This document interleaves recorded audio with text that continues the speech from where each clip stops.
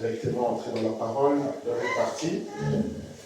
Je vais vous inviter, pendant que vous êtes debout, à prendre avec moi vos Bibles.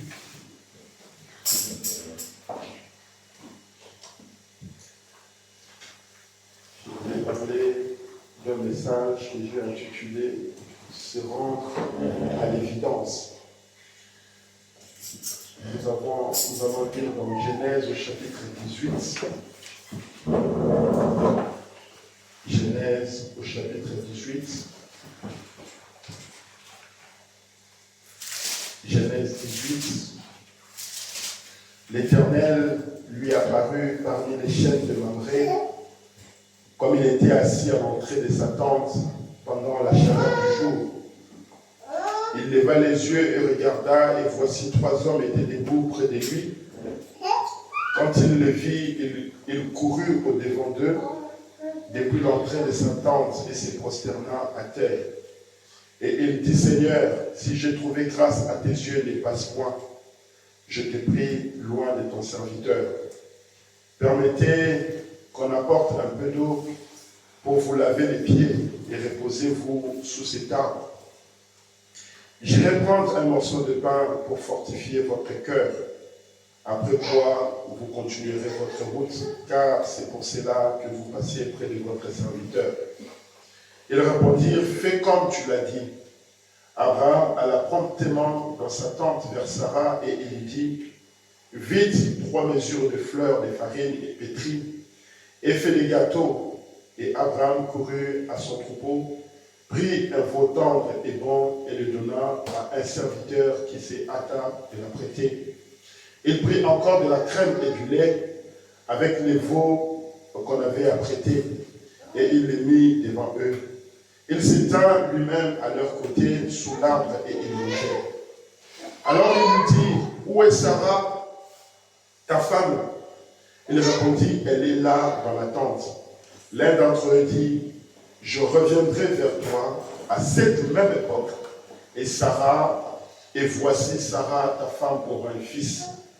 Sarah écoutait à l'entrée de la tente qui était derrière lui. Abraham et Sarah étaient vieux avancés en âge, et Sarah ne pouvait plus espérer avoir des enfants. Elle rit en elle-même en disant, maintenant que je suis vieille, aurais-je encore des désirs? Mon Seigneur aussi est vieux. L'Éternel dit à Abraham, pourquoi donc Sarah a-t-elle ri en disant, est-ce que vraiment j'aurai un enfant, moi qui suis vieille? Y a-t-il rien qui soit étonnant de la part de l'Éternel? Au temps fixé, je reviendrai vers toi à cette même époque, et Sarah aura un fils. Sarah mentit en disant, je n'ai pas ri, car elle eut peur. Mais il dit au contraire, tu as ri. Amen.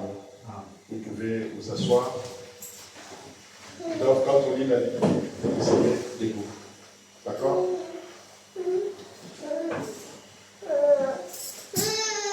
Tu es déjà une grande fille. Quand tu vois, on commence à lire la Bible, tu t'élèves. Pendant que vous êtes assis, je vais lire aussi dans Luc chapitre 21.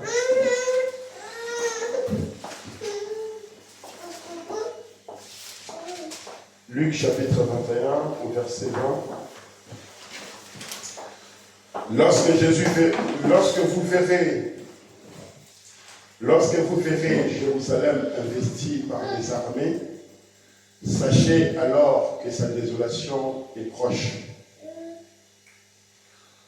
Lorsque vous verrez Jérusalem investie par des armées, sachez alors que sa désolation est proche. Amen. Nous avons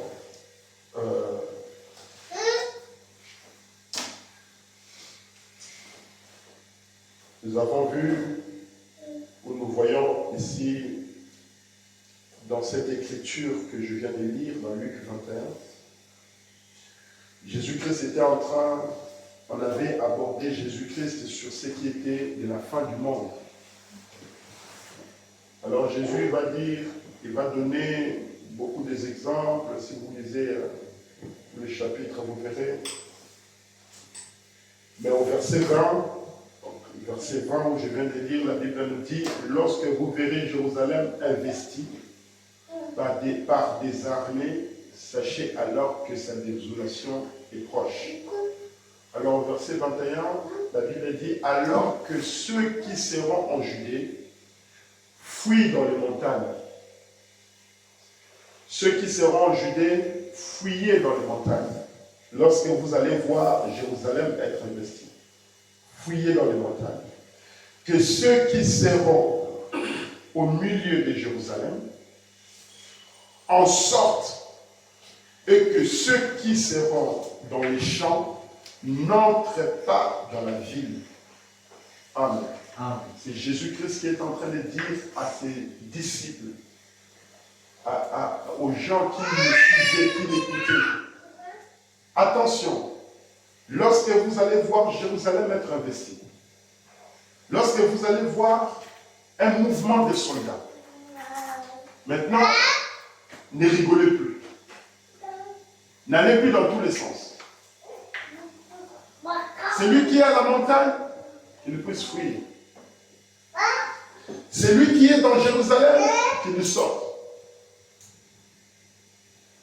Amen. Amen. Le prophète nous dit, je ne vais pas beaucoup commenter, mais je voulais juste lire. Le prophète nous dit, écoutez-le, du 11 juin 56 soir, il dit, eh bien, qui pouvait être sauvé par la loi? Qui peut être sauvé par la loi? Personne ne pouvait être sauvé par la loi. La loi ne peut pas sauver quelqu'un. La loi n'était pas venue pour nous sauver. Amen. Amen. La loi n'est pas venue pour nous sauver.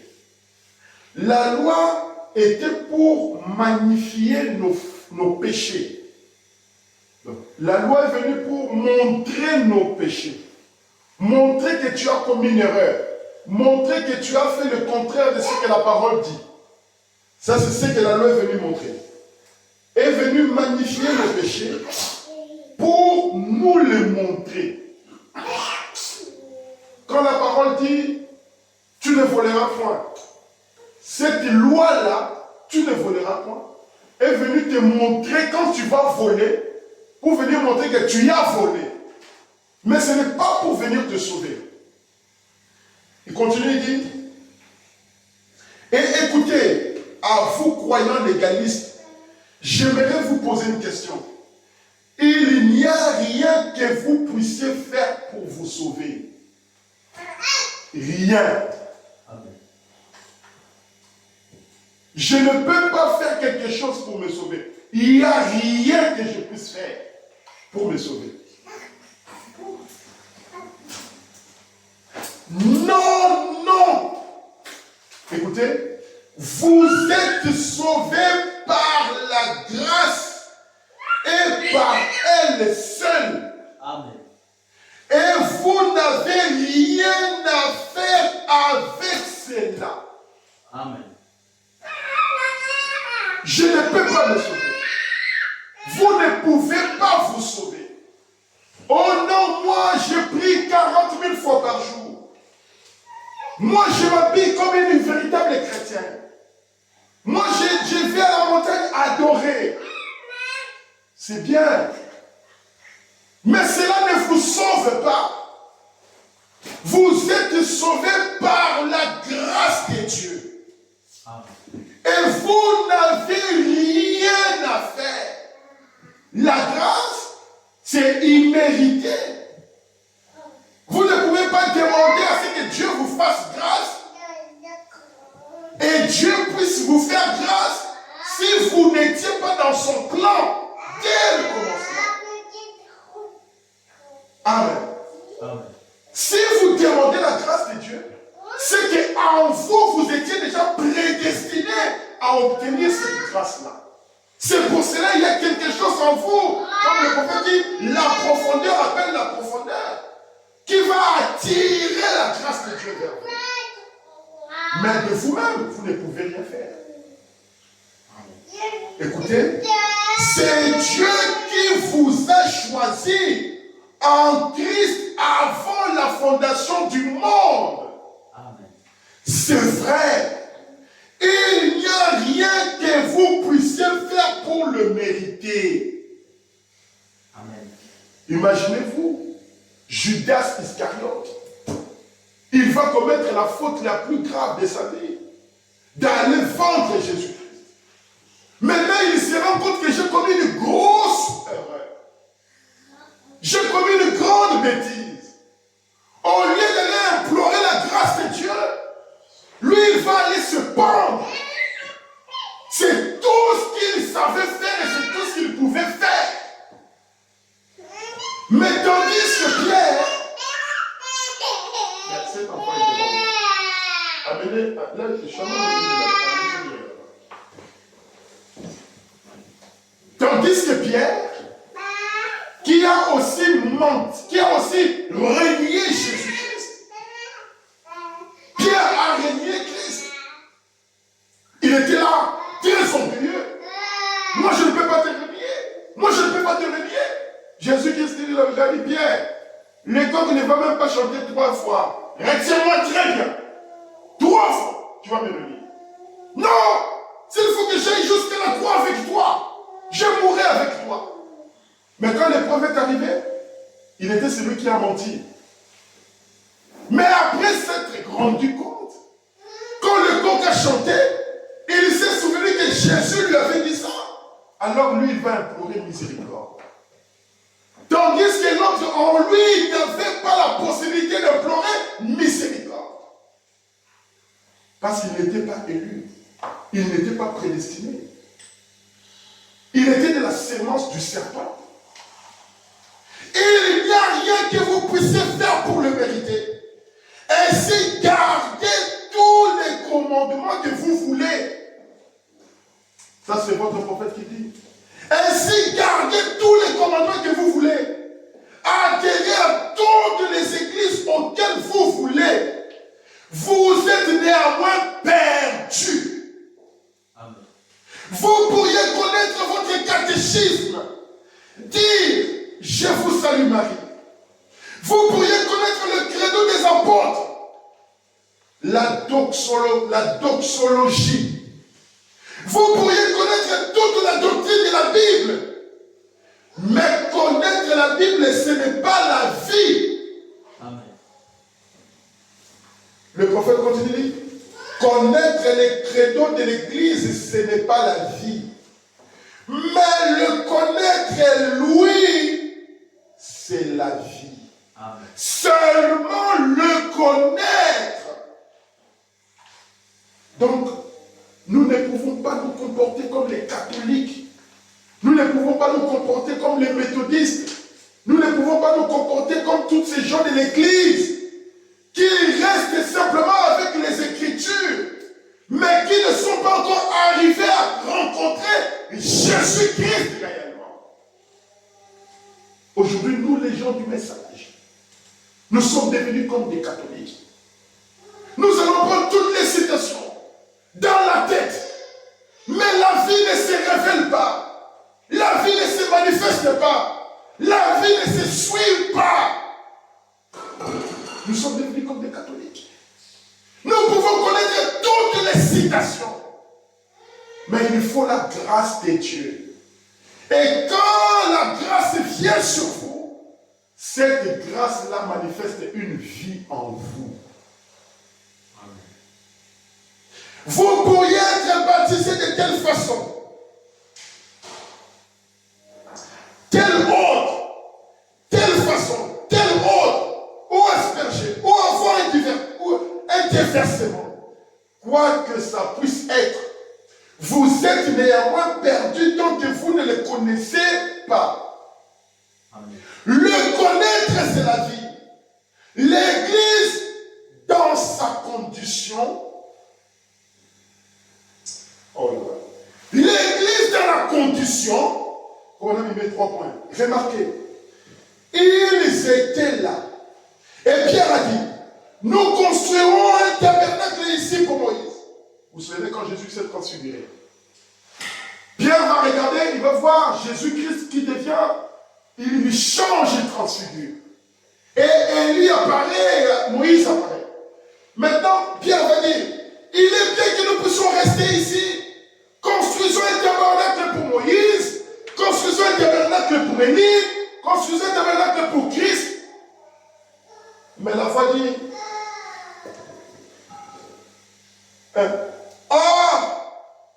il dit, nous construisons un tabernacle ici pour Moïse.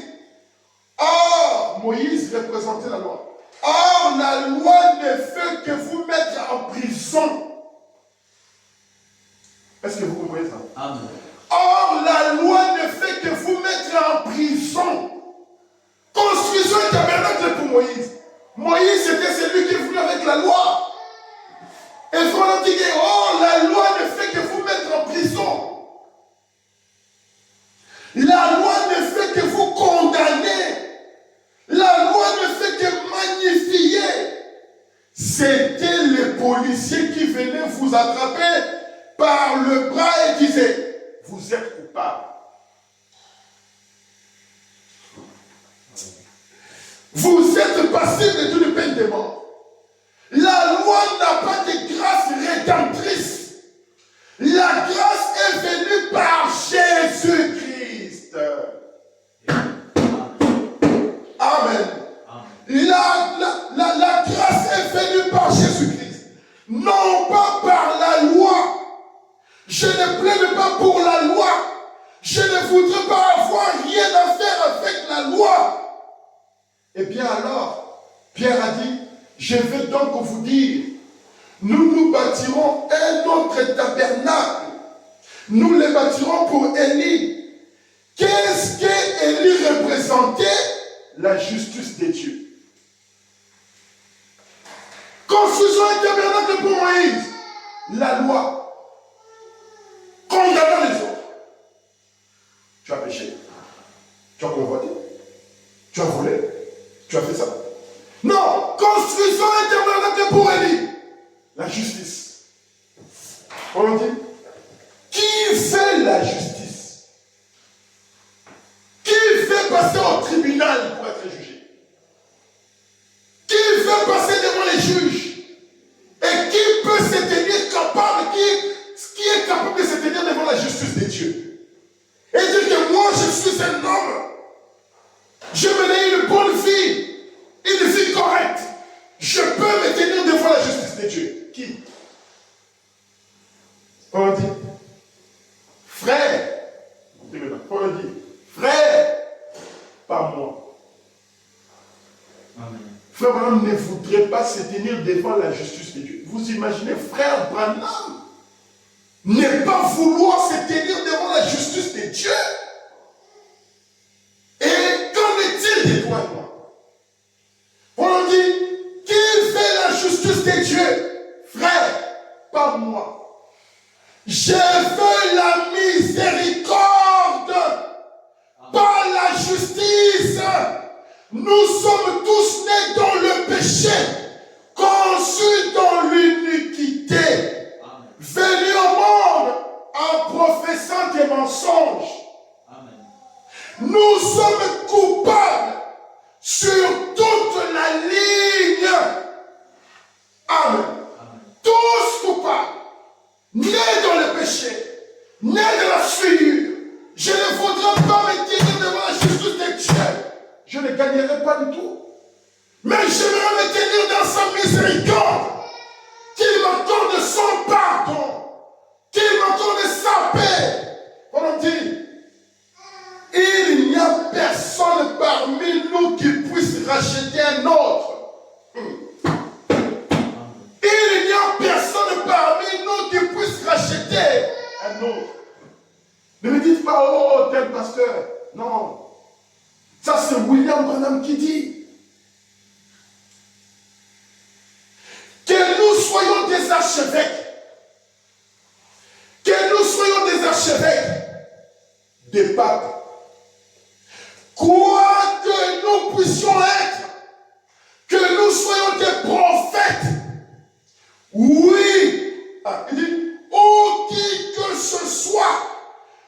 si nous étions des anges.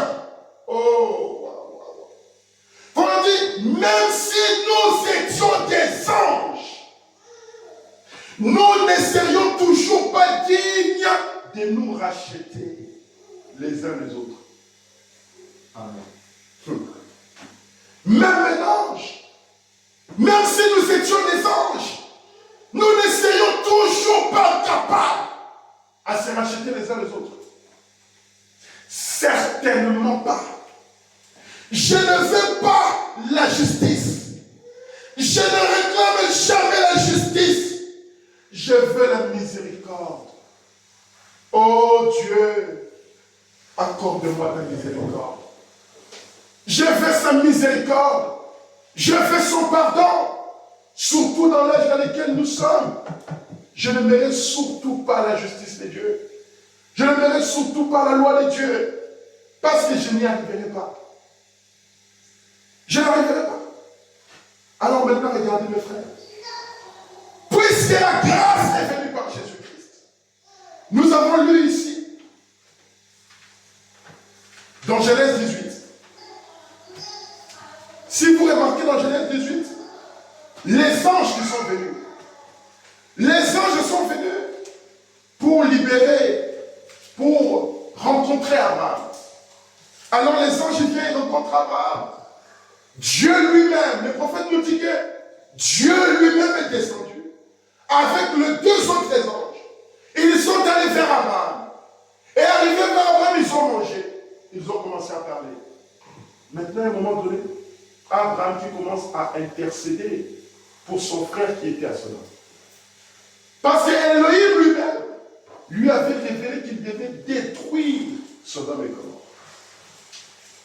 Et maintenant, Abraham commence à intercéder pour Lot. Lot, c'était juste son neveu.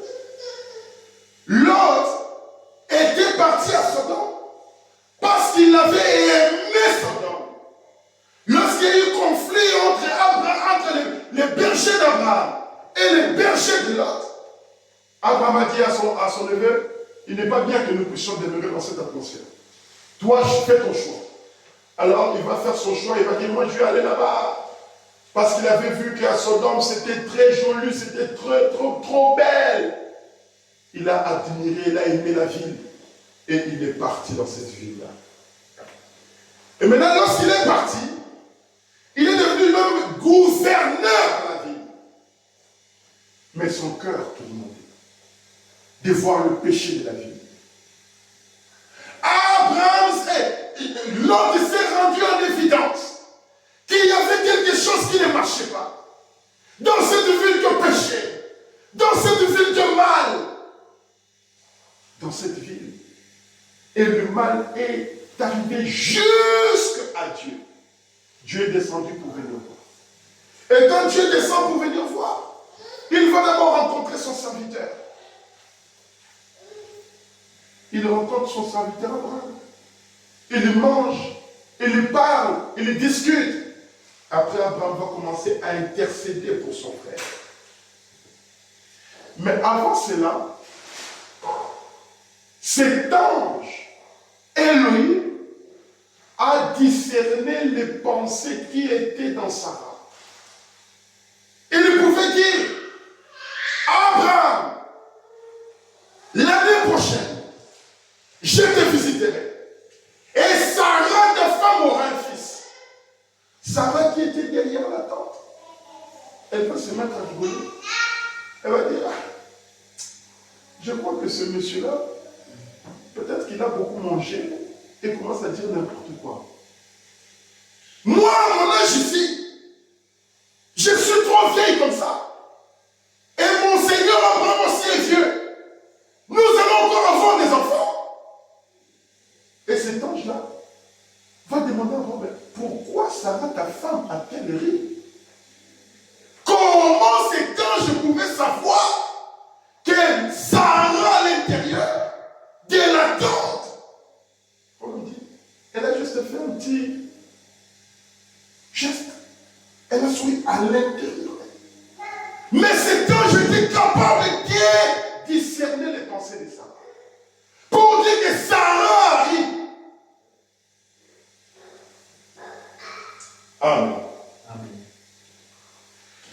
Le prophète nous parle dans la commission de Moïse.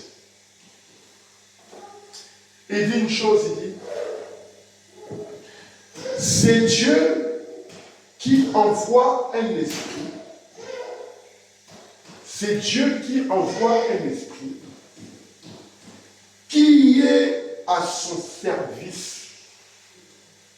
Dieu va envoyer un esprit à son service pour exercer un ministère dans l'Église en faveur des gens.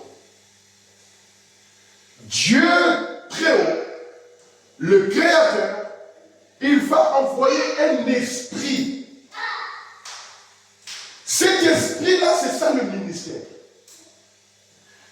Il envoie cela dans un homme. Et cet homme-là, il va vers ses frères. Et il commence à les aider. Dieu, ici dans Genèse 18, il nous montre l'exemple. Il descend de la chair humaine. Il va visiter Abraham. Et dans Abraham, il y avait un ministère d'intercession. Amen. Amen. Amen. Abraham avec un ministère d'intercession. Il va commencer à dire, mais tu veux détruire Sodome. Mais si à Sodome, il se trouve même quelques brebis. Il se trouve même quelques enfants de Dieu. Il se trouve même quelques rachetés. Est-ce que tu vas détruire la vie? Abraham avec l'esprit de Dieu en lui.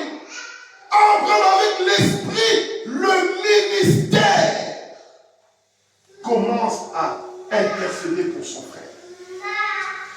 Il dit, c'est Dieu qui envoie un esprit qui est à son service pour exercer un ministère dans l'Église en faveur des gens.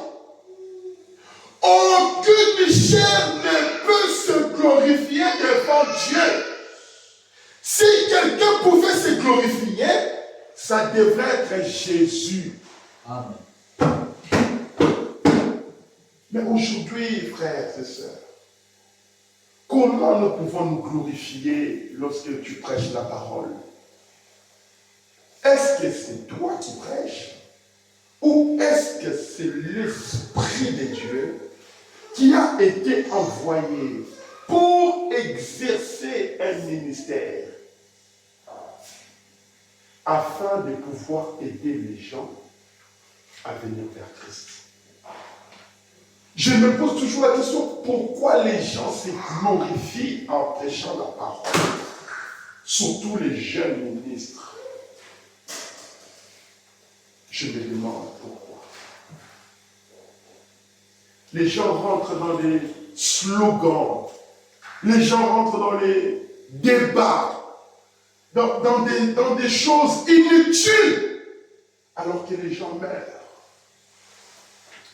Le prophète nous dit, s'il y a quelqu'un qui peut se glorifier, nous avons vu ici, le prophète nous dit que c'est la grâce qui nous sauve, n'est-ce pas? Et la grâce vient par Jésus-Christ. Il a dit que même pas un pape, un archevêque, ou même le prophète, personne ne pouvait nous sauver. La seule personne qui peut se glorifier, c'est Jésus-Christ. Mais il a dit, donc Jésus a dit, ce n'est pas moi qui fais les œuvres. Jésus qui pouvait s'en glorifier, il ne se glorifie pas. Il dit, ce n'est pas moi qui fais les œuvres. C'est mon Père qui demeure en moi qui fait les œuvres. Est-ce vrai? Amen. Ils ont dit, nous croyons Dieu. Il a dit, si vous croyez Dieu, croyez en moi. Il y a un ministère qui est en moi, qui est venu directement de Dieu très haut, pour que je puisse aider les gens. Mais vous ne me croyez pas. Vous ne m'écoutez pas. Vous dites, moi je crois en Dieu. Moi je crois en la Bible. Jésus va leur dire, mais si vous croyez en Dieu, croyez aussi en moi. Mais pourquoi vous ne me croyez pas? Parce que j'exerce un ministère pour vous aider. Abraham, si Abraham n'avait pas intercédé pour l'autre, l'autre serait aussi tué. C'est Abraham, par le ministère qui était en lui, il a commencé à intercéder auprès d'Élohim, auprès du Dieu Tout-Puissant. Non, si tu trouves quelques rachetés, si tu trouves quelques enfants de Dieu, mais Dieu savait qu'il y en avait pas. Dans Jean 14, pour aller vite, dans Jean 14, 1, je vais lire ça vite. Dans Jean 14, la Bible nous dit, au verset 1, que votre cœur ne se trouble point. Croyez en Dieu.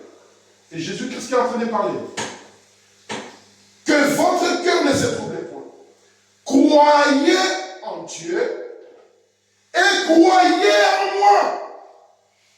Amen. Lorsque vous allez croire en Dieu, mais croyez aussi en moi qui vous parle. Dans Jean 5, 47. Jean 5, 47. La Bible nous dit, 44. Comment pouvez-vous croire, vous qui tirez votre gloire les uns les autres? Comment pouvez-vous croire, vous qui tirez votre gloire les uns les autres? Aujourd'hui, on va avec les chantres, les musiciens. Moi, je suis un grand chanteur. Moi, j'ai une belle voix. Ils veulent s'en tirer gloire. Comment pouvez-vous croire, vous qui tirez gloire les uns les autres, et qui ne cherchez point la gloire qui vient de Dieu seul? Ne pensez pas que moi, je vous accuserai devant le Père. C'est lui qui vous accuse, c'est Moïse, en qui vous avez mis votre espérance. Vous croyez en Moïse, moi l'Éternel, moi Jésus-Christ, qui a été envoyé pour vous sauver. Je suis venu et je vous parle, vous ne voulez pas écouter. Ne croyez pas que c'est moi qui vais vous accuser chez le Père, mais c'est lui qui va vous accuser. C'est Moïse en qui vous avez mis votre... il dit, c'est Moïse, c'est lui qui vous accuse, c'est Moïse en qui vous avez mis votre espérance. Amen. Car si vous croyez Moïse, vous me croiriez aussi. Amen. Si réellement vous avez cru à Moïse, vous dites que moi je crois à Moïse, moi je crois à l'Ancien Testament, moi je crois à Ézéchiel, moi je crois à Jésus, moi je crois en Paul, moi je crois à Jean, mais vous ne croyez pas William Branham, c'est Jean qui va vous accuser. Parce que si vous croyez Jean, vous aurez cru en William Branham aussi. Si vous avez cru en Jésus-Christ, vous croyez William Branham aussi. Amen. Si vous avez cru en Paul, est-ce que Paul sera jugé? Paul sera jugé? Oui, Paul sera jugé avec tous ceux qui ont cru en Paul. Oh, gloire à Dieu! Si Paul et le sien sont jugés et qu'ils ont trouvé grâce, qu'ils rentrent, moi aussi, avec les miens, nous rentrerons. Parce que j'ai prêché exactement comme Paul. Amen. Mais si vous dites que vous croyez en Paul, vous croyez en Jean, vous croyez en Jésus-Christ, mais vous ne me croyez pas moi, William Branham, c'est Jean qui va vous accuser. C'est Paul qui va vous accuser. C'est Jésus-Christ qui va vous accuser. Ce n'est pas moi. Pourquoi vous voulez tirer gloire les uns les autres? Vous voulez qu'on vous voie? Moi je suis un grand ministre. Moi je suis le pape. Ok? Car si vous croyez Moïse, vous me croiriez aussi. Parce qu'il a écrit à mon sujet. Malachie 4. Ne parle-t-il pas de William Branham? Vous croyez Malachie 4? Vous croyez le prophète Malachie? Et vous dites que vous ne croyez pas William Branham. Mais c'est Malachi qui va vous accuser. Jésus-Christ n'a-t-il pas parlé de William Branham? Amen. Quand il a dit, on est venu lui poser la question. Mais pourquoi dis donc qu'Élie devait venir? Il dit, il est vrai qu'Élie doit venir premièrement et rétablir toutes choses. Il parlait de qui? N'est-ce pas de William Branham? Amen. Et je vous dis qu'Élie est déjà venu. Ah, il comprit que c'était Jean. Vous avez juste compris le passé, mais ils n'étaient pas capables de comprendre le futur. Mais toi et moi,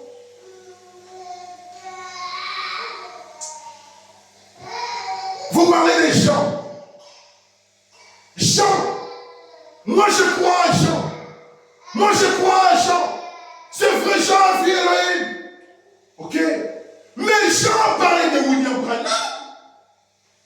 Quand Jean a dit, l'ange qui me parlait, je voulais m'incliner pour l'adorer. Il me dit, ne m'adore pas.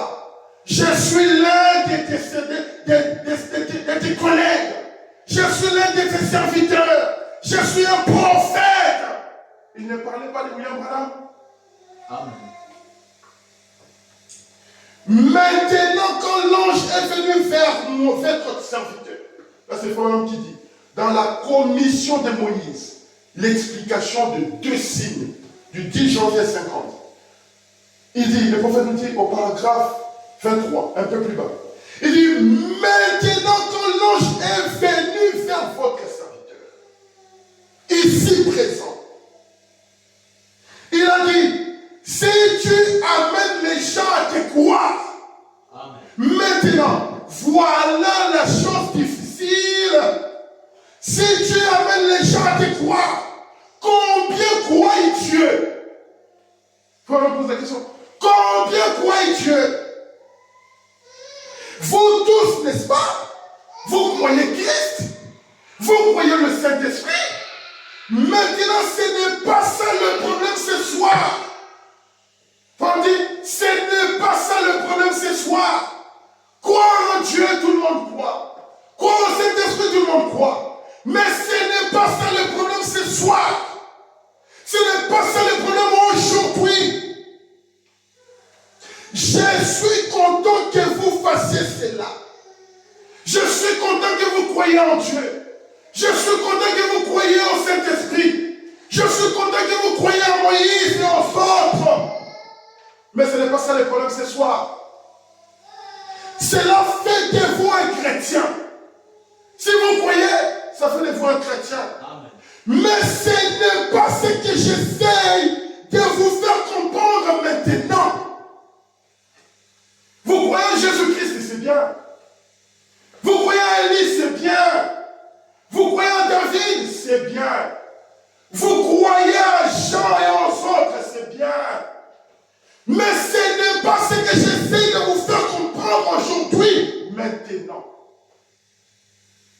On dit, ce n'est pas ce que j'essaie de vous faire comprendre maintenant. Qu'est-ce que Branham voulait nous faire comprendre? J'en arrive là lorsque je fais l'appel à l'autel. Vous devez les croire d'abord. Vous devez croire en Dieu d'abord. Vous devez croire au Saint-Esprit. Vous devez croire au Jean Jésus-Christ. Tout ça, vous devez croire. Amen. Maintenant, il dit, si vous n'êtes pas en contact avec eux, si vous n'êtes pas en contact avec tous ces esprits surnaturels, si vous n'êtes pas en contact avec Christ, si vous n'êtes pas en contact avec Jésus-Christ, le Dieu Tout-Puissant, si vous n'êtes pas en contact avec Dieu le Père, vous ne connaîtrez jamais ceci. Amen. En d'autres termes, si vous n'êtes pas spirituel, vous ne comprendrez pas ce que William Branham est en train de faire maintenant. Amen. Si vous n'êtes pas chrétien, si vous n'êtes pas baptisé du Saint-Esprit, vous ne comprendrez pas ce que William Branham est en train de faire. Les gens entendaient Jésus. C'était pareil. Nous croyons en Moïse. Nous croyons en Dieu. Toi, nous ne savons pas d'où tu sors. Il dit, ce n'est pas moi qui vais vous juger. Ce n'est pas moi qui vais vous accuser. Mais c'est lui qui va vous accuser, c'est Moïse. Parce que si vous avez cru en Moïse, vous croiriez aussi en moi. Amen. Et il va dire, si vous n'êtes pas en contact avec eux, vous ne connaîtrez jamais ceci. Mais tout comme vous croyez en eux, vous devez, obligatoirement, vous devez aussi croire que je vous dis la vérité. Amen. Que ce que j'ai dit est la vérité. Jésus Jésus ne pouvait opérer aucun miracle, ou quoi que ce soit, ou n'importe quel genre de miracle, parce que les gens ne le croyaient pas. Les gens au temps de Jésus ne croyaient pas en Jésus-Christ. Et cela empêchait Jésus d'opérer des miracles. Est-ce qu'on peut s'en rendre compte?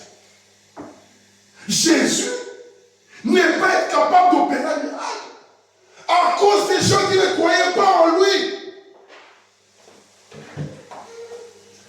Dans la porte du cœur du 16 mars 58,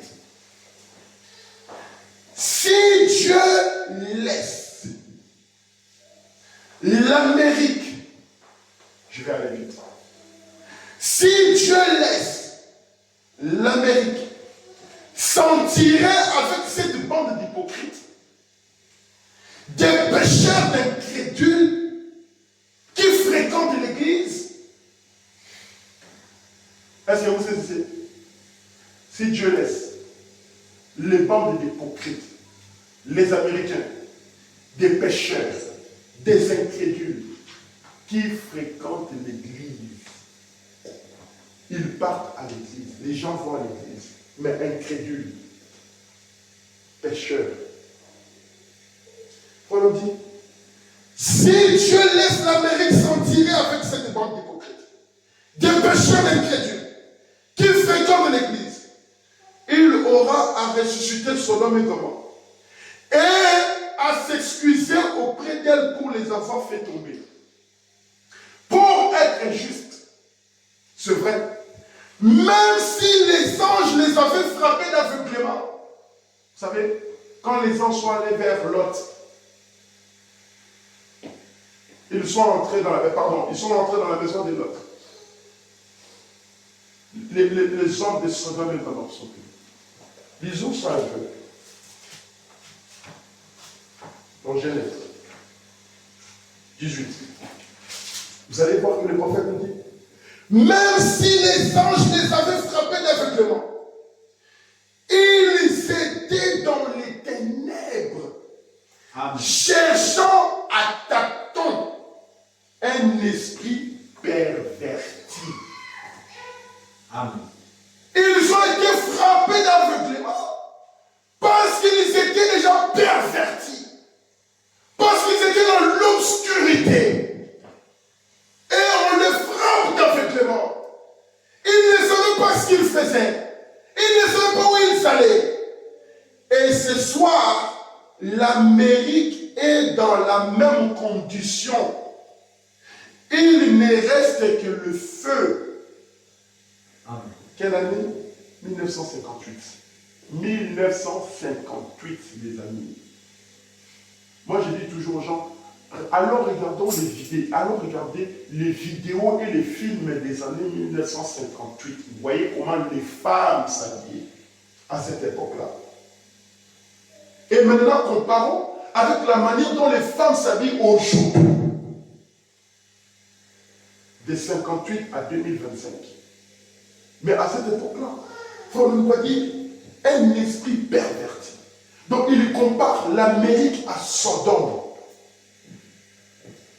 Dans Deutéronome 18. Ah non, pardon, Genèse 18, je voulais dire. Genèse 18.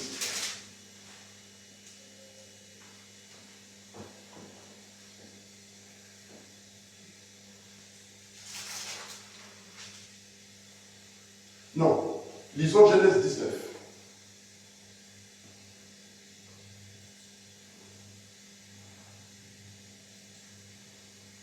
Commençons au verset 4. Il n'était pas encore couché que les gens de la ville, les gens de Sodome, Entourèrent la maison. Quand les hommes sont arrivés, ils sont entrés. Ils n'étaient pas encore couchés, mais les hommes de Sodome entrèrent dans la maison. depuis les enfants jusqu'aux vieillards. Les enfants jusqu'aux vieillards. Toute la population était accourue. Ils appelèrent l'autre et lui dirent, où sont les hommes qui sont entrés chez toi cette nuit? Fais-les sortir. Viens vers nous pour que nous les connaissions. Vous voyez? Fais-nous sortir les hommes pour que nous puissions les connaître.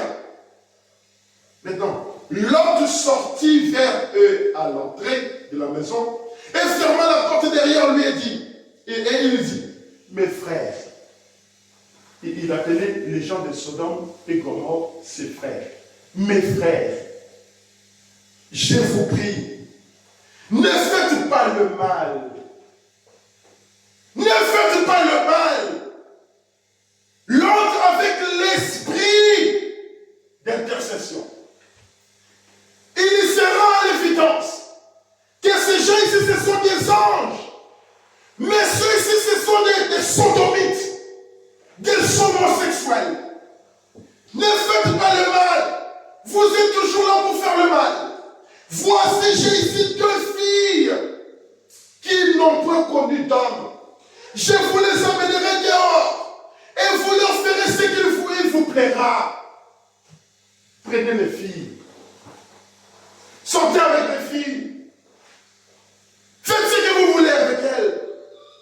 Seulement ne faites rien à ces hommes, puisqu'ils sont venus à l'ombre de mon toit. Et il dit, écoutez maintenant, j'aimerais vraiment que vous prêtiez attention, parce que je vais dire quelque chose. Je veux vraiment que vous prêtiez attention. Retire-toi. Il dit encore, Celui-ci est venu comme étranger. est-ce que vous saisissez? Celui-ci est venu comme étranger. Et il veut faire le juge. Celui-ci est venu comme étranger. Et il veut faire les juges. Je dis ça parce que vous savez, quand vous parlez avec des Français, vous leur dites, il faut aller à l'église, il faut prier, il faut croire en Dieu.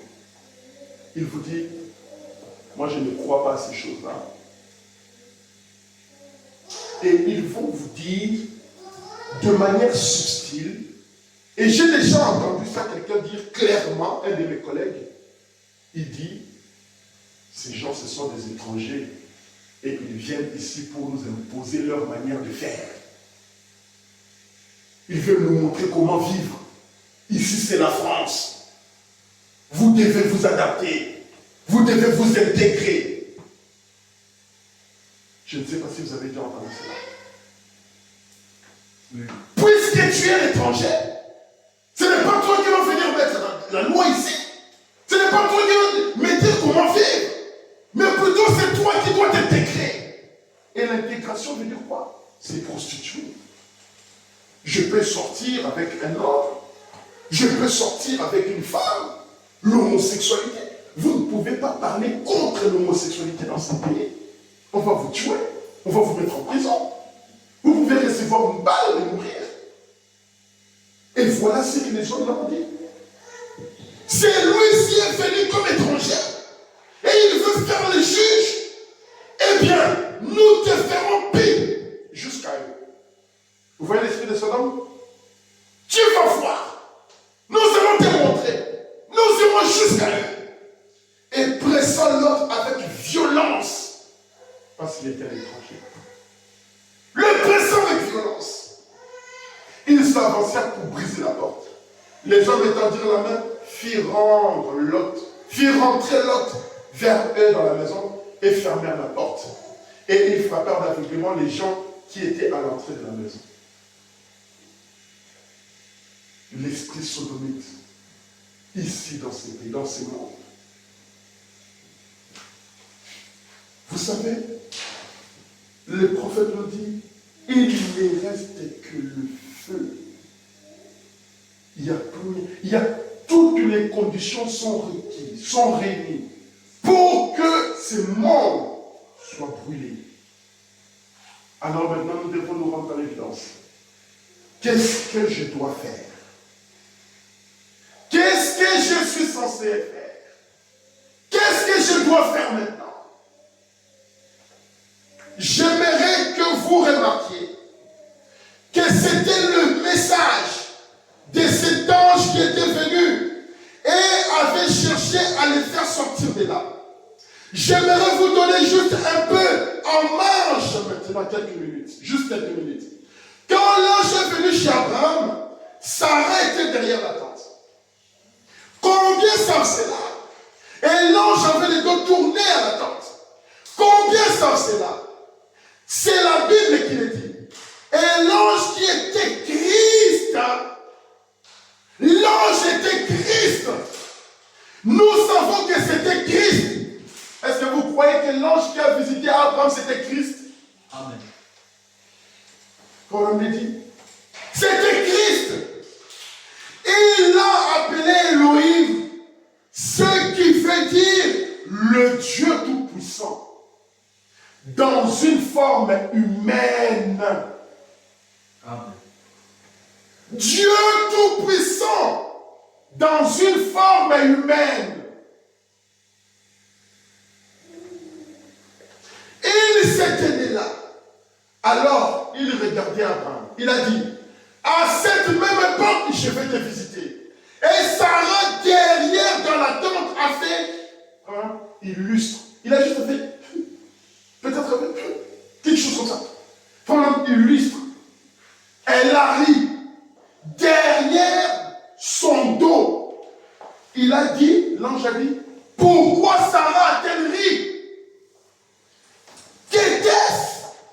C'était le message de l'ange à Sodome avant qu'elle soit brûlée. C'était le message à Sodome avant qu'elle ne soit brûlée. Donc quand l'ange est venu vers Abraham, discernant les pensées de Sarah, discutant avec Abraham, cela était aussi un signe pour Sodome, pour montrer que son heure était arrivée, pour qu'elle soit brûlée. Amen. Et on va attraper le feu. On dit, et on va attraper le feu. Les États-Unis vont attraper le feu. Amen. Et on va attraper le feu. Et avant que le feu tombe, ce même ange, pas un autre ange, mes amis, comprenons-nous très bien, pas un autre ange, le prophète nous dit, ce même ange, l'ange même qui a visité Abraham, le même, et Frère nous dit que c'était Christ. Donc c'est Christ aujourd'hui. Je ne sais pas si vous le comprenez. Le même ange qui a visité Abraham, c'était Elohim, Christ. Frère nous dit, ce même ange, ça veut dire ce même Elohim, ce même Christ, avec les mêmes signes et prodiges, touchait son vêtement et voyait. Pouvez-vous voir ce que l'ange, le dernier avertissement à l'église, le dernier avertissement à l'église, c'était Elohim, voilé dans une chair humaine, en train de parler avec Abraham. À cette époque-là, c'était encore bien. On pouvait voir Abraham et on pouvait voir Elohim. Mais aujourd'hui, et Abraham et Elohim, tous dans une même chair. Amen. Elohim et Sarah. Et Abraham en train d'intercéder pour son ami, pour son neveu Lot. Aujourd'hui, William Branham en train de discerner les pensées, faisant le travail d'Élohim, ou manifestant Elohim, révélant Elohim, et en même temps, en train d'intercéder pour toi. Amen. Il intercède pour toi. Il est dit, chers amis, vous pouvez croire en Dieu. Vous pouvez croire au Saint-Esprit. Mais si vous ne me croyez pas, Dieu ne peut rien faire pour vous. Amen. Croyez en moi et vous allez obtenir ce que vous voulez. Il dit, combien comprennent cela maintenant? C'est que c'est clair pour vous. Vous voyez, ce même ange doit faire la même chose. Il est là. Amen. Le même Christ. Rendons-nous à l'évidence. Comprenons-nous que le même ange qui a visité Abraham, le même ange qui a parlé à Sarah, c'est le même ange qui nous parle aujourd'hui. Et nous devons être plus que sérieux parce que la destruction est là. Amen. La fin est là. C'était le dernier signe avant que Sodome ne brûle. Je vais aller plus vite. Dans les actes du Saint-Esprit, prêchés le 19 décembre 1964. Prends la musique. 46, pardon, je pense que j'ai confondu un peu. Maintenant, lorsque ces pierres étaient rassemblées, Frère Branham va donner l'exemple de la pyramide. Ah, non, je crois que c'est la pyramide ou la construction des temples. Les pierres étaient taillées de diverses manières, très très très loin, partout. Et ces pierres-là devaient être un moment être rassemblées. Et le prophète nous dit au paragraphe 83, maintenant, lorsque ces pierres étaient rassemblées, on les taillait partout dans le monde, à divers endroits. Le bois provenait de l'un des cèdres du Liban. Cela a été coupé et amené à choper. Au paragraphe 84, il dit, j'aimerais que vous remarquiez bien, une pierre était taillée de telle façon, une autre de telle autre. Une pierre était taillée peut-être comme ça, triangulairement. L'autre pierre a été taillée peut-être en carré. L'autre pierre était peut-être taillée, je ne sais pas comment. Il dit, j'aimerais que vous remarquiez, une pierre était taillée de telle façon, une autre de telle autre. Peut-être que les maçons, écoutez bien, peut-être que le maçon, en les taillant, s'était peut-être disputé, et querellé, et tout le reste. Oh frère, pourquoi tu tailles la pierre comme ça? Mais non, mais je t'avais dit, je t'ai donné le plan. Il faut tailler ça comme ça. Mais le tailleur de pierre, lui, il est conduit à tailler la pierre de cette manière-là. Alors, il pouvait peut-être se disputer. Le prophète nous dit, peut-être que les maçons et les taillants s'étaient peut-être disputés. Et querellés et tout le reste. C'est comme une bande de prédicateurs le fait aujourd'hui. C'est comme les prédicateurs le font aujourd'hui. Moi, je suis méthodiste. Moi, je suis de l'église de Dieu. Gloire à Dieu. Je suis membre de l'assemblée. C'est moi. Moi, je suis méthodiste. Moi, je suis de l'église pentecôtiste. Moi, je suis membre des assemblées. Moi, je suis de tel tabernacle. Moi, je suis de tel tabernacle. Et ils se disputaient, les prédicateurs. Venez écouter. Vous continuez à faire des histoires. Vous vous disputez entre vous. Vous ne pouvez pas vous rendre à l'évidence que nous sommes au temps de la fin, que l'ange est descendu, l'ange a discerné les pensées, l'ange a parlé. Vous êtes en train de vous disputer, en train de vous faire des histoires. Maintenant, remarquez, le prophète dit, mais rappelez-vous, c'est Dieu qui taille. Rappelez-vous que c'est Dieu qui taille. Amen. Quand le prédicateur, il prêche comme ça, quand l'autre prédicateur, il prêche comme ça, toi tu regardes et tu dis, ah non, moi je ne veux pas ça. Mais ce n'est pas le prédicateur. Souvenez-vous, on a lu que c'est Dieu qui envoie son esprit pour exercer un ministère. Amen. C'est Dieu qui fait cela. Le prophète nous dit, mais rappelez-vous, c'est Dieu qui taille. Et quand un tel taille comme ceci, et un autre comme cela, ils n'arrivaient pas à se comprendre. L'un était comme ça, l'autre était comme ça. Ils n'arrivaient pas à comprendre.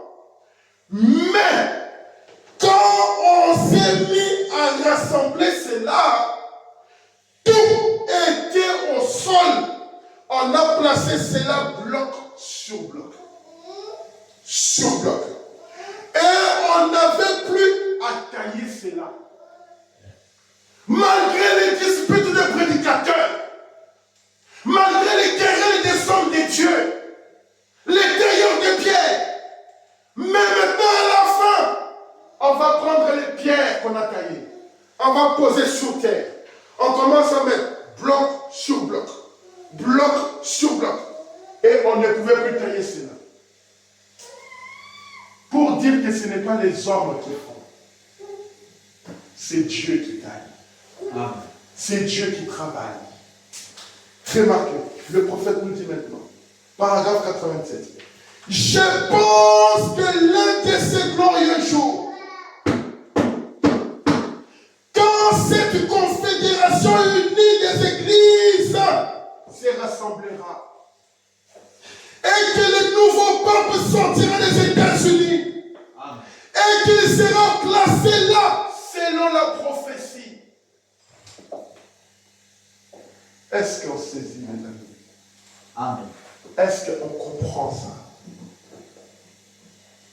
Des prédicateurs qui se battent, qui se querellent, qui se disputent, qui ne comprennent pas ce qu'ils font. Mais or, c'est Dieu qui est là-dedans et qui taille les pierres. Il taille ça, il taille ça. Et maintenant, le prophète dit, je pense que l'un de ces glorieux jours, quand cette confédération unie des églises se rassemblera et que le nouveau pape sortira des États-Unis et qu'il sera placé là selon la prophétie. Elle est accomplie? Oui, la prophétie s'est accomplie. Alors, on formera une image à la bête. Quand ce pape viendra, on formera l'image à la bête. C'est quoi l'image à la bête? Et je vous assure, écoutez maintenant, frère, on dit, et je vous assure, la véritable église que Dieu va se rassembler. Il n'y aura plus de querelles entre les prédicateurs. Il n'y aura plus de querelles entre les croyants. Non, moi je sors de telle église. Moi je sors de telle dénomination. Moi je sors de telle. Les vrais chrétiens n'auront plus de disputes. Amen. Parce que c'est lui qui sauve. Ce n'est pas un homme. Je ne peux pas te racheter. Tu ne peux pas me racheter. C'est lui qui est venu avec la grâce. C'est Jésus-Christ. Et frère Branham nous dit, dès avant la fondation du monde, il t'a connu toi et moi. Donc quand l'image de la bête va se former, ceux à qui Dieu a prédestiné dès avant la fondation du monde, ils rentreront dans l'unité de l'amour. Ils se rassembleront. Il n'y aura plus de guerre des pasteurs. Il n'y aura plus de guerre des croyants. Il n'y aura plus des indifférences.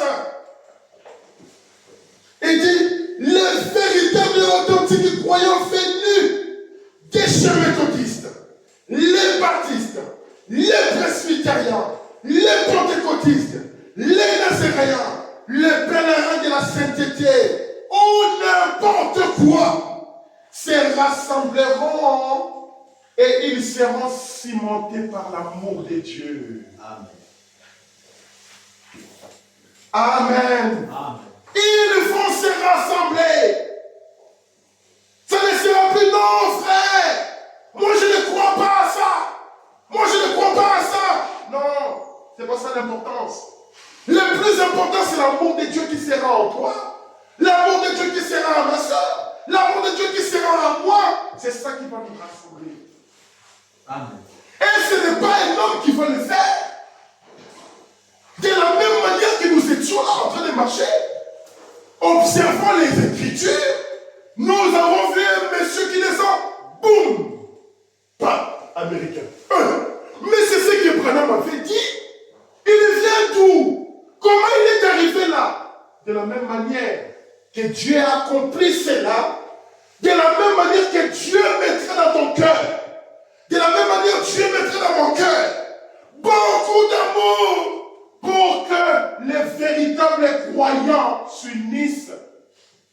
Ça ne sera plus l'histoire des critiques, ça ne sera plus l'histoire des médisances, ça ne sera plus l'histoire de toi quitte là-bas, moi je ne fais pas de toi. Non, si tu es vrai croyant, l'amour de Dieu, par la grâce souveraine de Dieu, viendra à toi et viendra à moi. Et nous serons élus malgré nous. Parce que le prophète nous dit que les tailleurs de pierre se disputaient. Ils se querellaient. Ils ne comprenaient pas ce qu'ils faisaient.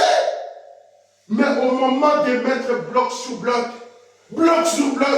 tout était mis ensemble. Et Christ lui-même, il sait, comme il l'a dit ici, lorsque ce pape viendra, et il est venu, qu'est-ce qu'il va faire? Il va créer l'image à la bête. Mais quand il va créer cette image à la bête, pendant qu'il crée l'image à la bête, pendant qu'il est en train de consolider les autres pour s'unir et créer une puissance pour combattre l'épouse, l'épouse aussi, Dieu est en train de travailler, créer l'amour en lui, créer l'amour en lui, créer l'amour en lui, créer l'amour en lui, et l'épouse elle-même se rassembleront aussi. Sans que ça soit quelque chose de forcé. Il n'y aura plus de forcé. Viens à l'église. Viens à l'église. Non. Toi-même dans ton cœur, ça brûlera. Aujourd'hui dimanche, ça brûle, ça brûle, ça brûle. Je vais aller écouter la parole. Je vais aller entendre la parole. Pourquoi? Nous sommes maintenant arrivés à un carrefour. Il est là. On l'attendait. Maintenant il est là. Et il va vite commencer le travail. Dans 5-10 ans, dans 2030, 2035, nous serons où les amis? Nous serons où? Ce n'est pas fait, je crois, 12 ans. C'est passé tellement vite. Lui, il va faire combien d'années? Oh là là là là là là. Il dit, et ils seront cimentés par l'amour de Dieu. Ça formera le corps de Jésus-Christ. Tous les croyants et les libres penseurs et les gens à l'esprit superficiel seront jetés d'un côté et ils iront tout droit dans la confédération des églises. Les gens à l'esprit superficiel, les croyants, les demi-croyants, les gens qui ne sont pas fondés, qui ne sont pas si, les gens qui ont trouvé la chair, un lieu de business, un lieu pour faire des compromis, un lieu pour se montrer que je suis quelqu'un. Ceux-là iront dans la confédération des églises. Il faut aller former l'image à la bête. Mais le véritable chrétien, le véritable croyant, le véritable enfant de Dieu, lui, il va être cimenté par l'amour divin. Par l'amour de Dieu.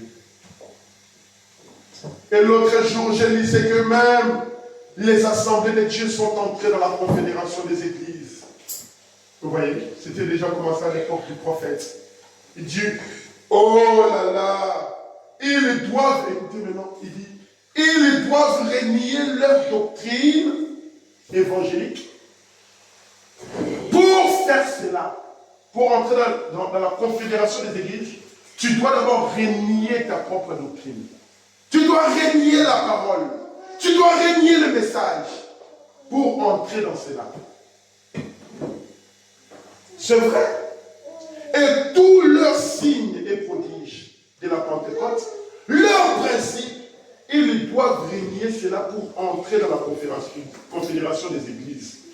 Ils doivent régner cela aux frères pour avoir le prestige. Vous comprenez? Les gens vont abandonner les principes de la parole pour avoir le prestige. Le prestige. C'est là où nous sommes arrivés. Les gens vont abandonner la parole pour le prestige. Bamonanga, Kenazali. Je n'aimerais pas vous surcharger. Je n'aimerais pas vous donner beaucoup de choses. Peut-être par la grâce de Dieu, on va continuer le dimanche prochain. Je vais vous montrer le piège du diable. Ce qu'il va faire. Le grand piège du diable. J'avais pris beaucoup de choses ici, mais si je dois lire tout ça, ça va prendre beaucoup de temps. Laissez-moi juste lire une toute partie ici. Le prophète nous dit dans ce message la condamnation par la représentation. Il dit non, sinon l'idée ne sera pas assez claire. Il faut que je commence ça vraiment dès le début. Nous allons nous tenir debout. Nous allons juste prier. Jean-Marc, tu peux venir au piano. Et le jouer en miséricorde insondable. 185. Alejandro, tu peux mettre le numéro 185.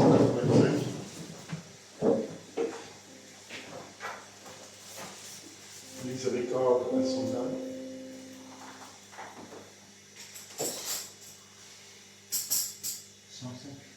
185 jours.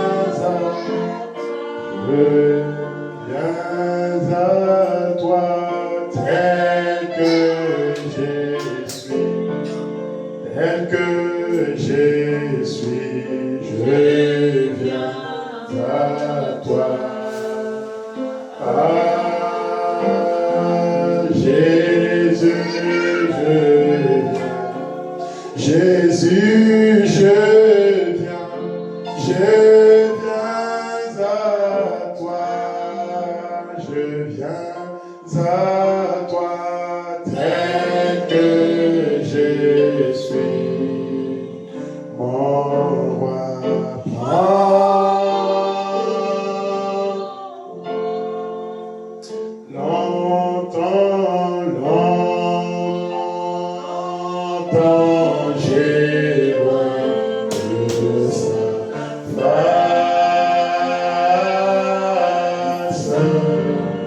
provoquer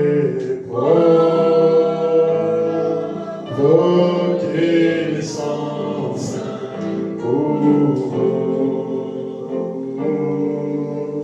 Fermez, oh, fermez mon cœur à ta grâce. Laissez le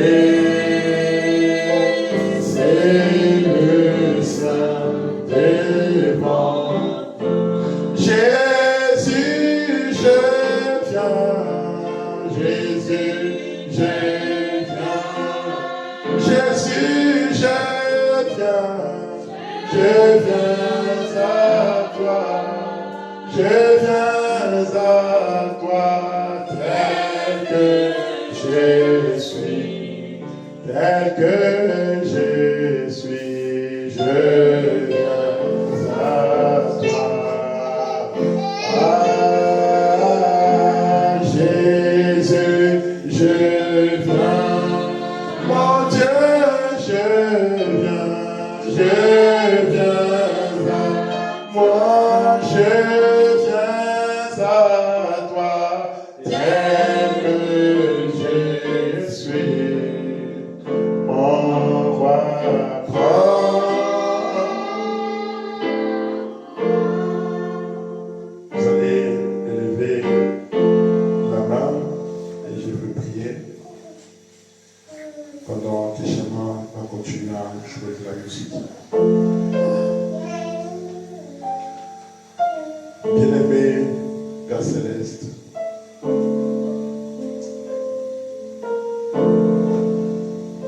je suis choqué, Père Céleste, tu le sais. Et je suis vraiment dans un état de tristesse de voir le monde là où nous en sommes aujourd'hui. Surtout parmi nous, les chrétiens, du message du temps de la fin.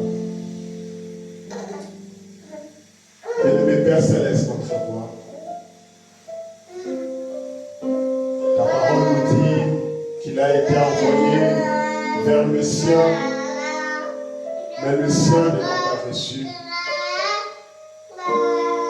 Ton prophète nous dit, à la première venue de Jésus-Christ, il a été envoyé à ses frères juifs. Mais les frères l'ont rejeté. Les frères ne l'ont pas reçu. Et puisqu'ils l'avaient rejeté, tu leur as tourné les dos pour venir vers nous, les gens des gentils. Sauf que les gens des gentils se sont comportés de la même manière que les juifs. Ils ont rejeté la parole. Ils ont rejeté leur Messie. Ils ont rejeté Christ pour s'attacher à la loi de Moïse, à la justice d'Élie. Comme Pierre, après avoir vu la transfiguration, après avoir vu le changement, après avoir vu le royaume, au lieu de dire, oh Seigneur, que son nom soit béni, il a commencé à dire, construisons un tabernacle pour Moïse, construisons un tabernacle pour Élie. Non, la voix, après avoir fait disparaître Moïse, après avoir fait disparaître Élie, la voix a dit, celui-ci est mon fils bien-aimé, en qui j'ai mis toute mon affection. Écoutez-le. Ainsi notre Père, notre Roi,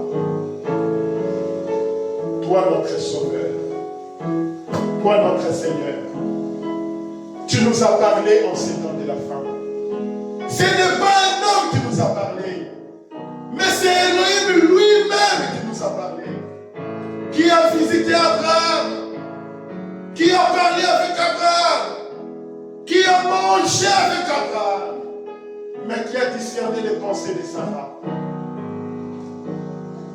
Les gens pouvaient dire, Jésus-Christ n'est pas Dieu, parce qu'à la tombe de Lazare, il avait pleuré. Ok. Puisqu'il avait pleuré devant la tombe de Lazare, si c'est cette pensée-là qui fait qu'il ne soit pas Dieu, mais qu'en est-il lorsqu'il a changé et qu'il a dit, ôtez-moi cette pierre, et qu'il a chassé la mort qui s'abattait sur son ami Lazare depuis 4 jours.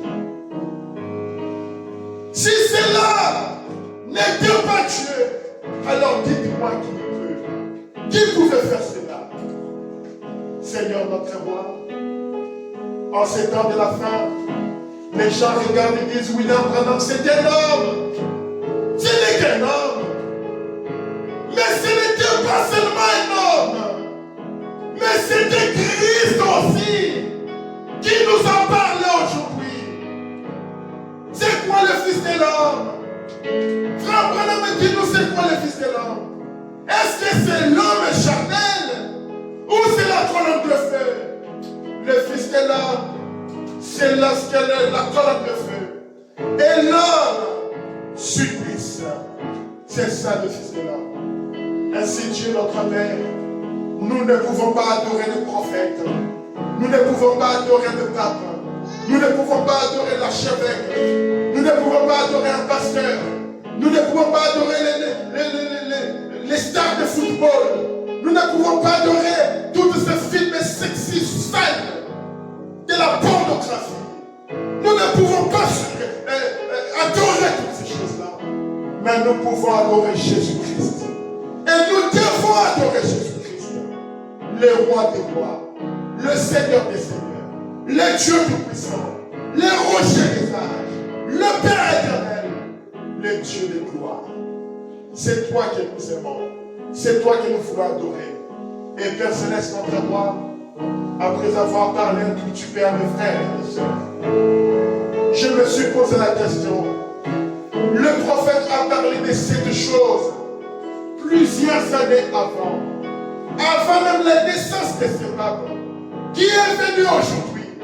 Si tu es capable, Seigneur, d'accomplir les paroles d'un homme, les paroles de ton serviteur, mais ton serviteur a dit aussi que pendant que cet homme viendra, pendant son ministère, pendant qu'ils formeront l'image à la Mecque, les vrais croyants aussi s'associeront par l'amour de Dieu, Seigneur. D'où viendra cet amour de Dieu? Ça viendra de toi, notre Créateur. Ainsi, notre Père Céleste, accorde-nous cet amour-là. Nous le désirons de tout notre cœur. Fais que cet amour entre dans chacun de nous. Fais que cet amour vienne à nous, afin que nous soyons tes enfants, Seigneur. Que nous ne puissions pas avoir peur. Nous voyons que la marque de la bête est là. Et le rejet de la parole ouvre la voie à la marque de la bête. Nous ne voulons pas abandonner ta parole. Nous ne voulons pas rejeter la parole. Maintenant, laisse que la parole que nous avons toujours entendue produise en nous des effets maintenant. Produise en nous les résultats maintenant. Et ce ne sera pas nous qui allons le faire. Nous ne sommes pas capables de le faire. Nous ne sommes pas capables, Seigneur. Quand la voix retentit au ciel, en disant qui est digne de prendre les sceaux, de prendre les livres et de rompre les sceaux, il n'y avait personne au ciel. Il n'y avait nul sur la terre. Même pas dans la mer. Même pas sous la terre. Ton prophète nous dit, même pas le pape, même pas l'archevêque, même pas le prophète, même pas lui-même William Branham, seule une personne était digne. C'est toi l'agneau de Dieu. C'est toi le Seigneur des Seigneurs. C'est toi le Créateur des cieux et de la terre.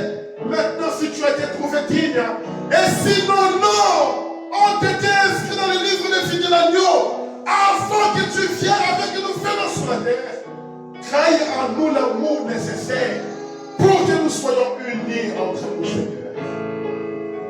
Nous voulons le croire que tu vas le faire. Et nous nous abandonnons entre tes sentiments. Je laisse tes enfants entre tes mains. Bénis chacun de nous, Seigneur. Bénis cette église, Père. Récompense-nous, Seigneur, notre Père, pour tout ce que nous essayons de faire. Fortifie nos corps. Donne-nous la force spirituelle, la force mentale.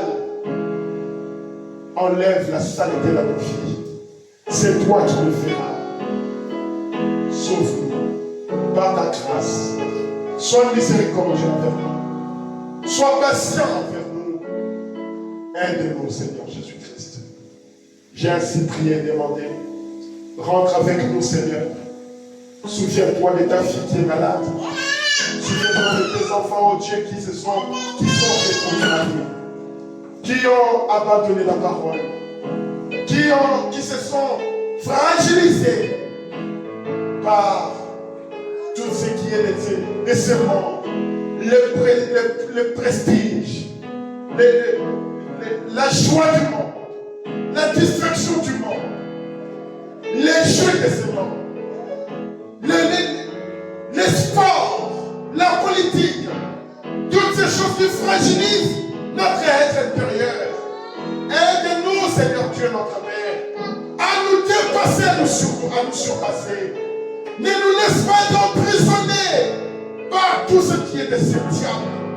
Tu nous as envoyé les prophètes. Tu nous as envoyé Malachie 4. Tu nous as envoyé les prophètes. Tu nous as envoyé William Branham. Il nous a parlé de toutes ces choses. Nous avons vu cela s'accomplir. Fais quelque chose pour nous. Aide-nous, Père bien-aimé, à revenir dans l'esprit de la prière. Au nom de Jésus-Christ, j'ai ainsi prié de mon. Amen.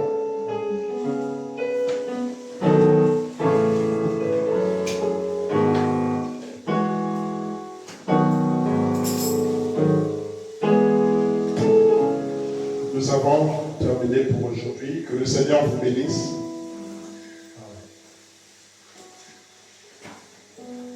Frère Ivan était éprouvé. Il avait perdu la belle-mère au pays, qui déjà était souffrante et puis était décédée, je crois, le week-end là. Et le samedi passé ici, et s'est passé l'enterrement. C'est pour ça qu'il était parti en Suisse le week-end dernier pour garder un peu les enfants de sa grande sœur. Je crois qu'il va encore repartir là bientôt. Donc pensez à lui dans la prière, pensez à toute sa famille. Pensez à Maman Clémentine qui prend des médicaments et qui fait que ça me dérange, elle a des vertiges. Et pensez aussi à notre cher pasteur qui va déjà très bien et qui est encore à l'hôpital, étant de récupérer entièrement et totalement. Puis prions pour les uns et pour les autres. Gardons l'amour fraternel dans nos vies, dans notre cœur. Essayons de nous appeler, d'envoyer un petit texto d'encouragement, de savoir comment tu vas. C'est ça aussi qui montre l'unité. La politique va nous contraindre, mais l'amour de Dieu aussi va nous contraindre. Soit tu vas être pris par la politique et tu vas aller à la confédération des églises pour avoir la marque de la bête et aller en enfer, soit tu vas avoir le sceau de Dieu, l'amour de Dieu, l'amour divin, et tu vas aller au ciel. Vous devez vous rendre à l'évidence maintenant que tout ça m'est fait, tout ça m'est fini. Il n'y a plus de choses à attendre. Le prophète nous a dit toujours, il y a un ciel à combattre pour y entrer, et il y a un enfer à combattre pour ne pas y entrer. La chose finale, c'est cela. Le prophète nous dit que c'est un endroit terrible, qu'il ne faut jamais souhaiter à votre pire ennemi d'y aller en enfer. Il a été à l'âge de 14 ans, il a crié, il a pleuré la nuit. C'était un endroit horrible. Alors pensons-y.